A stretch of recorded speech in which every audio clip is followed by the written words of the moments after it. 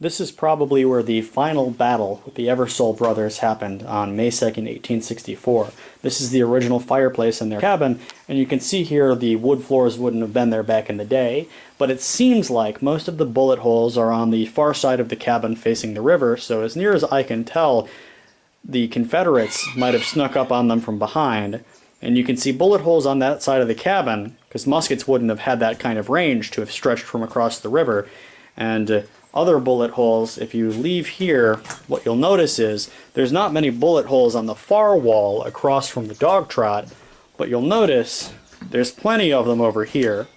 And the reason they look like cylinders cut into the wall is because basically they went in and drilled them because lead was rare, hard to come by. They wanted the bullets. You can still see a couple of them on the opposite side that have the bullets in them, but what I'm thinking is Confederates came up and were probably crouching behind this wall here and shooting at the door, and they were trying to defend themselves from inside this part of the cabin. Before the French-Eversole family feuds, you had Major John C. Eversole, who led the 14th Kentucky Cavalry, a Union regiment in eastern Kentucky, and he was mustered out of service around May 1864, meaning he was a civilian, and targeting him was now a war crime. Well, he went back to his family's cabin, which is about a quarter-mile down this hill across the river, and on May 2nd, he and his brother, Joseph Eversole, were both just in their cabin, and a large Confederate unit came and bushwhacked them. They fired in through the windows, and the cabin now still has plenty of bullet marks. They augured them out and took the lead, but he died alongside his brother, Joseph Eversole. And it's interesting to note that at the time, family friend Irvin Eversole was actually out fighting for the same Confederate unit that killed them, and it's not known if he was at that battle, but he may have tipped them off that the Major had just come home. And the Major led cavalry raids against Confederate partisans in the area, so it's likely to assume that this caused some inter-family rivalry. But if you look around the cemetery, you can see, as I was saying later in the video, that the Eversoles were some of the first people here. These are new graves left by the East Kentucky Cemetery Fund, but John Balling here, born 1796. You've got plenty of graves over here, born 1795, 1793. So the Eversoles were here for decades before the French family came here.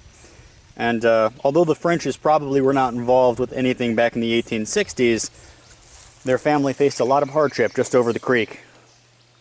And to what I was saying with them being ambushed from the river, you can see plenty of bullets here as well.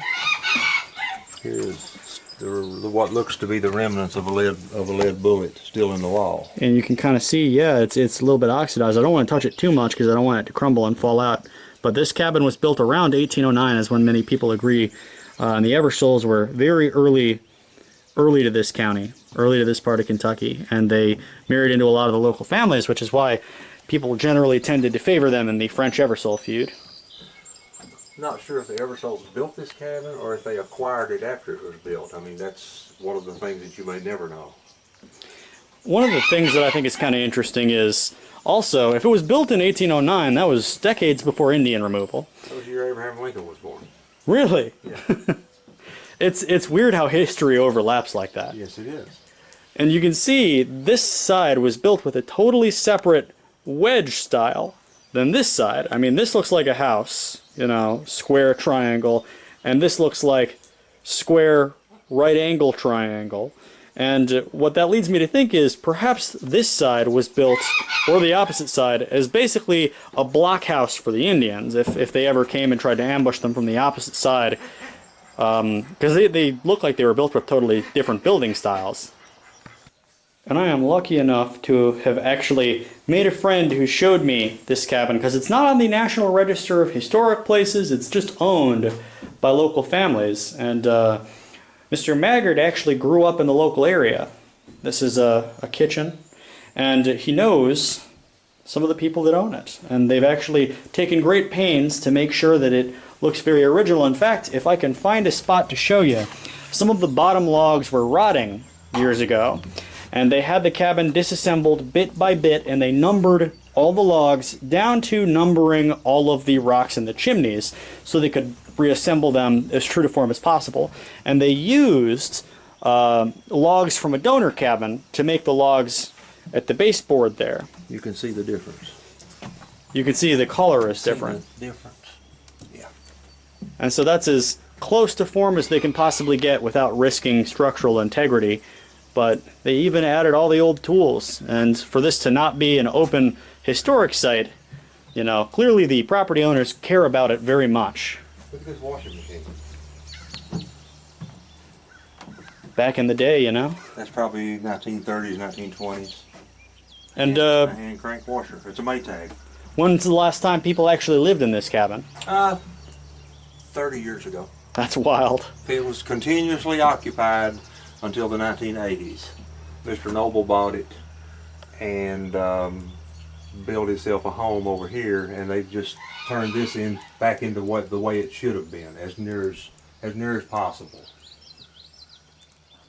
And what I think is interesting about this cabin here, there are a couple cabins. I've seen the Indian cabin in Georgia that has a bunch of rifle ports in it, but here you've only got a couple of them. You've got one up here, and I think if that's not a rifle port, that seems to be more like just a gap in the mud that insulates them. But it probably is. We'll go to the inside and look. You can actually get up there too. This kind of looks like a rifle port though, because I mean, that's wood that's actually notched downwards. Yes. And you could shoot down from above, and if the Confederates were advancing from this angle, which is where all the bullet holes are on the side of the cabin there, I'd imagine that they would anticipate somebody trying to flank the cabin, which is why all those rifle ports are in the back of the building. And you've got another one actually right over here. I'm curious to see what it looks like from the inside. And you can see from the front of the cabin more bullet holes. And I showed you on the back side how you can still see there's some lead sticking out of one of them. But basically, because lead was so hard to come by, they would have taken an auger and just pushed it in there and pulled the entire bullet out. And, you know, mini balls are about that long. Lots of lead. And this is the room where probably the two brothers were ambushed and both went to the same room because you don't want to separate. But sadly, May 2nd, 1864, both of them were killed just months before the end of the Civil War. Yeah, I heard that meow too. Another thing you gotta watch out for up here is a snake, so I'd stay sort of... Well, so this does look like a gun port because... It does, because see how they call it chinking, how the cement or the whatever it is rounded. That would allow you maximum... we're assuming that's what it is. What else would it be? And then you'd have a clear view of the river behind you.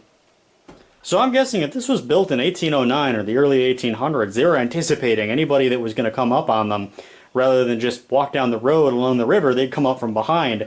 Plus that riverbank, if you can see actually from a raised angle, it's pretty deep down in there. So you'd be able to hug the river and then round around the cabin. And they were building this whole cabin anticipating that this might happen. And sadly, it happened decades after the cabin was built, over half a century. And imagine looking out your back window and seeing a large force of guerrilla fighters coming in on your home. With intent to do bodily harm. Oh yeah, lots of harm. And probably actually sent by your family kin, Irvin, who was fighting for the Confederacy. You can see here, perfect example of a gun port. So John Eversole and his brother Joseph, John was a major in the 14th Kentucky Cavalry, which was a Union regiment. They were both killed here, and after that battle they were buried right beyond this basketball net, about a quarter-mile up over the river and over this hill here in the family cemetery. And some of those graves, they were recently marked. The Eversole family, maybe they were here early, but they were born 1760s, so they've been here for a very, very long time. And this is the classic Eversole cabin, in which John C. Eversole, who was a major in a Union Kentucky Cavalry regiment, came home after he was mustered out of service. and he was with his brother, Joseph Eversole, and you can basically get a good idea of how this battle went by looking at the bullet holes in this. This cabin was built in 1809, most likely to defend from the Indians, and I'll give you a better description of it as we go around, but you can only see there's 2 bullet holes here, and I'll explain why they look like cylinders in a moment, but there's 2 bullet holes. This entire chimney is hand-hewn stone, by the way, but most of the bullet holes, you can tell whoever ambushed them came from around this creek bed, which runs very deep in the direction of the town of Krypton, and also one of the original base logs. I'll explain that more in a moment, but most of the bullet holes are along this wall here. And you can tell that whoever came probably came along this river, the guerrilla fighters for the Confederate Army. And Joseph and John were both inside of this part of the building. And at this time, that would have been a war crime because John was no longer in the Union Army. And they began firing here. And you can tell the battle probably happened very quickly because bullet holes here, bullet holes all along that wall. They probably took refuge here. And any shots that were taken from this door back, only one hit the opposite building. So it seems like probably Confederates had come in through here, through the dog trot, and were hiding in there, were hiding around the corner, and absolutely peppered the side of this wall. And this area in the Kentucky Hills is filled with history. This is right adjacent to the cabin, and you can see it's hand-hewn and would have been a water trough for the horses.